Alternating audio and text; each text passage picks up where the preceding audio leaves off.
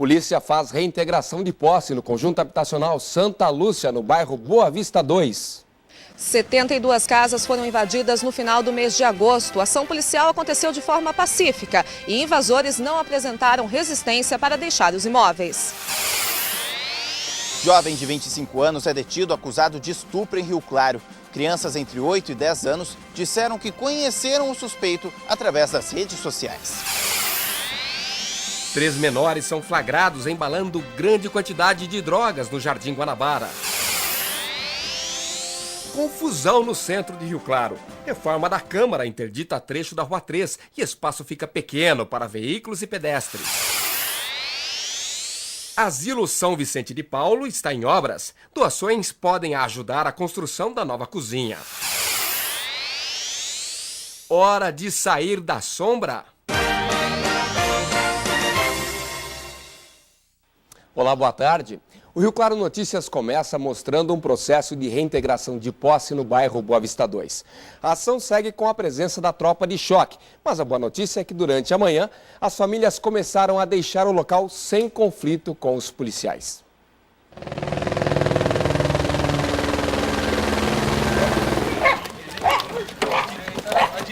A operação começou logo nas primeiras horas do dia. Policiais da tropa de choque se posicionaram estrategicamente e davam retaguarda enquanto outros iam de casa em casa para a retirada dos moradores. Não houve resistência e não foi preciso o uso de nenhum tipo de força. Contactamos a prefeitura para que elas enviassem assistentes sociais para cá, para poder fazer contato com as famílias. Fizemos uma panfletagem no final de semana explicando o que é uma reintegração, como que ela ocorre, o porquê de se fazer a reintegração. A maioria dos moradores já estavam cientes que viríamos aqui. Só não dizemos a data e o horário porque seria risco para a nossa tropa.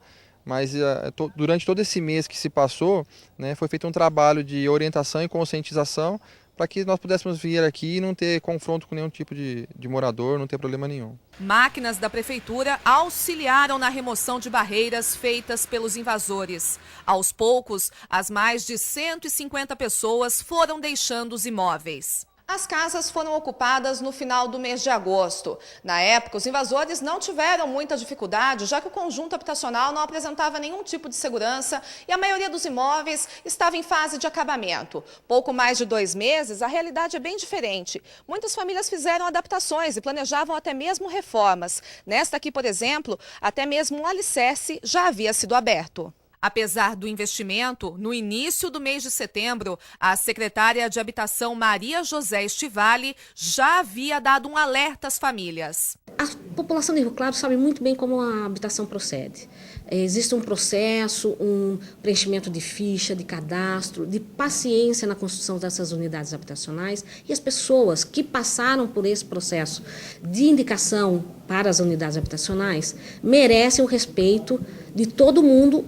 As pessoas que são tratadas como invasores e não se derem ao acordo junto à Secretaria de Habitação serão tratados como invasores, ou seja, terão um processo legal de reintegração de posse, enquanto isso não receberão unidades habitacionais. Grávida de 9 meses e mãe de outras 2 crianças, Vilma conta que não queria invadir a casa, mas acabou acompanhando o marido. Entregou o imóvel alugado em que morava e agora não tem para onde ir. É uma coisa assim que não tem explicação, né? É o direito de todo cidadão. Vamos ver, né, o que vai acontecer agora. Sonha ter uma casa. Meu sonho. Caso semelhante é ao de Helenilda, que ficou desempregada e não conseguiu mais pagar o aluguel de R$600 por mês. Na rua, ela mostra o papel entregue pela assistente social, onde a encaminha para um albergue. Mas para passar a noite e ficar de dia na rua e as crianças indo para a escola, como é que as crianças vão para a escola? Vai perder dia de aula? Porque eles estudam aqui, o albergue é lá não sei onde. E o albergue é só para dormir lá. E de dia fica na rua. Na mesma situação, a filha de Helenilda, com uma criança nos braços, não segura as lágrimas. Eu tô aqui sofrendo porque eu preciso. Eu não tô aqui à toa. Ninguém, aliás, que tá aqui tá à toa. Porque é por necessidade mesmo. No total, o conjunto habitacional possui 182 imóveis. Destes, 72 foram invadidos. Com a reintegração, a construtora irá agora retomar os trabalhos. Quando as obras forem finalizadas, a Prefeitura irá fazer a entrega das chaves para as famílias beneficiadas e sorteadas no programa Minha Casa, Minha Vida, do governo federal. Vamos fazer o levantamento dos danos causados e, a partir daí, reestruturar o reinício da obra para poder fazer a entrega dela. Ficamos aí 2 meses parados, né, devido à invasão, e agora nós temos que retomar a obra para finalizá-la. Situação difícil. Agora, um alerta aos pais. Fiquem de olho no que os filhos fazem no computador, especialmente nas redes sociais. Em Rio Claro, um homem de 25 anos foi preso por suspeita de pedofilia. As famílias descobriram a ação do suspeito na internet e armaram um esquema para flagrar o rapaz. As conversas registradas numa rede social mostram as intenções de um rapaz de 25 anos. No texto, ele conversa com uma garota de apenas 10, que conheceu através da internet, e nas primeiras mensagens pergunta se ela aceitaria ser sua namorada. A criança, que não vai ser identificada, conta como era a abordagem do acusado e que até mesmo estranhou a maneira como ele se comportava. Se eu queria namorar com ele, se eu queria fazer sexo com ele. E aí você excluiu ele? Excluí ele. É nisso que eu falei pra minha mãe que ele tá fazendo isso comigo. Ao menos outras 2 vítimas foram identificadas e todas estudam na mesma região. Uma delas, de apenas 8 anos, conta uma história ainda mais preocupante. Eu tava brincando de bicicleta na rua, parou um carro, daí eu vi que era ele, o mesmo homem do Facebook. E ele estava mostrando a parte íntima para mim. As conversas aconteciam quase todos os dias. Assustadas com a evolução do conteúdo, as crianças decidiram contar aos pais. As famílias que se conheciam então montaram uma verdadeira força-tarefa para conseguir capturar o suspeito. Elas se passaram por uma das meninas e marcaram um encontro aqui nesta praça, que fica próximo do local de onde ela estuda. E depois disseram que iriam para um local mais calmo. A isca chamou a atenção. Nesta parte da conversa, o acusado pergunta para a garota se ela conhecia algum ponto tranquilo e com mato, para que os dois pudessem ficar sozinhos. Eles combinam o encontro, achando que ela iria matar a aula para encontrá-lo. Porém, na verdade, foram os pais da criança que apareceram. O delegado da delegacia falou que a gente tem que procurar conversar com ele para a gente marcar, para a gente pegar ele. Foi até então que eu com meu marido e minha amiga ela começou a entrar de novo no Face e mandou um oi para ele. Ele começou a conversar e falar as coisas obscenas. Foi até que ontem estava eu, meu esposo, minha filha e minha amiga, Laine. Aí começamos a dar para ela escrever, mas nós falamos tudo para ela escrever. Foi na onde que ele marcou um encontro na pracinha do IP, perto da escola dela de Giliá. O rapaz já tem outras passagens pela polícia e histórico em crimes de pedofilia. Ele utilizava sua conta pessoal na rede social para pedir fotos nuas em conversas privadas. Foi feita a recolha de alguns materiais e apresentado ao delegado plantonista para tomar as providências cabíveis. Todo o caso foi apresentado no plantão policial de Rio Claro, onde irão acontecer as investigações. O rapaz irá responder ao crime em liberdade. Estava fazia 3 dias já procurando ele. E hoje eu consegui marcar um encontro com ele, ele apareceu. Só que infelizmente chegaram na nossa frente, não deu tempo e trouxeram ele aqui, ó. Porque aqui é lei nossa aqui, é isso aí, ó, lei. É lei. Mas tá aí daqui a pouco, fazendo o que quer, estrupando o filho dos outros. É isso aí, ó. Flagrante de tráfico de drogas no Jardim Guanabara. 3 menores estavam embalando cocaína e crack para vender. Esses 3 indivíduos foram apreendidos pela Polícia Militar em patrulhamento pelo bairro Jardim Guanabara. Local conhecido como ponto de venda entorpecente, a equipe em patrulhamento deparou com um adolescente que, ao avistar a viatura policial, tentou empreender fuga para o interior de uma residência, quando foi acompanhado e detido ainda no corredor da casa. Os policiais apreenderam com o menino abordado e em sua residência uma grande quantidade de entorpecentes e materiais que configuram o tráfico de drogas. Foi localizado aí cerca de 21 porções de cocaína e ainda em uma certa quantia em dinheiro. No fundo da residência haviam mais 2 adolescentes, esses realizavam a embalagem da droga. Sendo localizado ainda mais cerca de 150 porções de substância entorpecente e cocaína, porções maiores, e 80 porções menores. Todos os indivíduos foram encaminhados ao distrito. Além disso, eles já são conhecidos dos meios policiais. Já foram detidos em outras ocasiões também pelo tráfico de drogas. Qual que vai ser o procedimento agora, sargento? A ocorrência sendo apresentada no plantão policial, onde será realizado os trabalhos cartorários e ficará a cargo aí da autoridade policial quanto à apreensão ou não dos adolescentes. E os temas segurança pública e impunidade estão sempre presentes nos noticiários.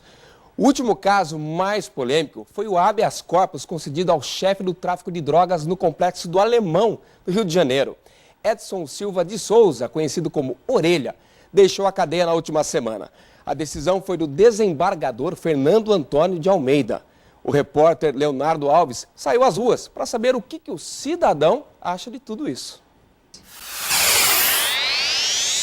Este mesmo desembargador é responsável por conceder outros alvarás de soltura para presos em operações do Ministério Público. Só que o que chama atenção neste caso, além da periculosidade do criminoso envolvido, é também que o pedido de prisão preventiva nem mesmo chegou a ser analisado.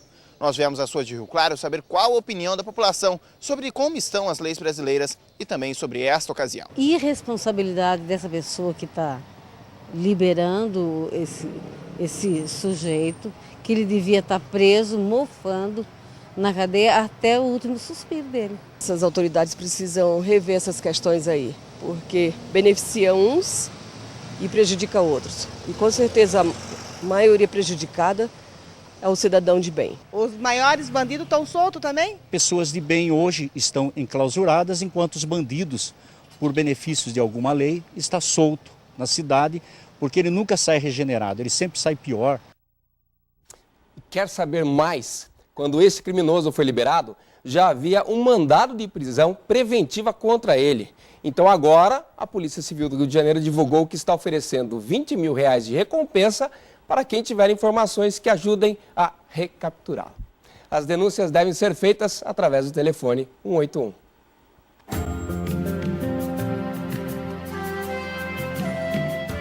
O sol continua predominando nesta terça-feira, a máxima de 31 e a mínima de 15 graus. A quarta-feira deve ser parcialmente nublada, com sol entre poucas nuvens, máxima de 30 e mínima de 16 graus.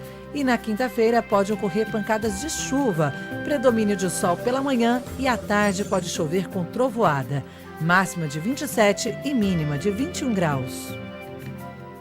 Dica de trânsito, hein? Quem precisa passar pelo centro, perto da prefeitura ali de Rio Claro, é bom escolher um outro caminho. A Câmara Municipal está em obras e foi feita uma interdição na Rua 3 para dar sequência ali no maquinário que está lidando com a situação. Trânsito lento, motoristas que não respeitam os semáforos e pedestres que são obrigados a atravessar em zigue-zague por entre os carros parados em cima das faixas. Uma confusão geral. Todo mundo tentando dividir um espaço pequeno. Olha, fica complicado, viu? Dentro de Rio Claro, essa complicação aqui, ó. Agora fecha semáforo. Trânsito fica lento. Fica horrível. A rua foi fechada por volta das 8 da manhã por causa da obra de reforma do terceiro piso do prédio da prefeitura, onde fica a Câmara Municipal. A etapa agora é a troca das telhas, e isso só é possível com maquinário específico. Que essas telhas, elas têm que ser alçadas até o teto. E precisa de um guindalto. O guindalto, pelo que vocês devem ter filmado, ele é de grande dimensão. E ele precisa ter a sua sustentação. As sapatas deles precisam estar bem ancoradas no chão para ele sustentar, para ele não se mexer, não se mover e aí correr o risco dessas telhas escorregarem, inclusive na rede elétrica. Essa é a primeira vez que a Rua 3 é interditada. Segundo o presidente, as obras que têm previsão de terminar em dezembro deste ano devem provocar pelo menos mais uma interdição. É a única forma de diminuir o risco de acidentes. Até porque a gente prima pela segurança dos trabalhadores e para a segurança dos pedestres. O jeito para quem transita nas proximidades é se adaptar. Se for necessário, a gente tem que suportar, né?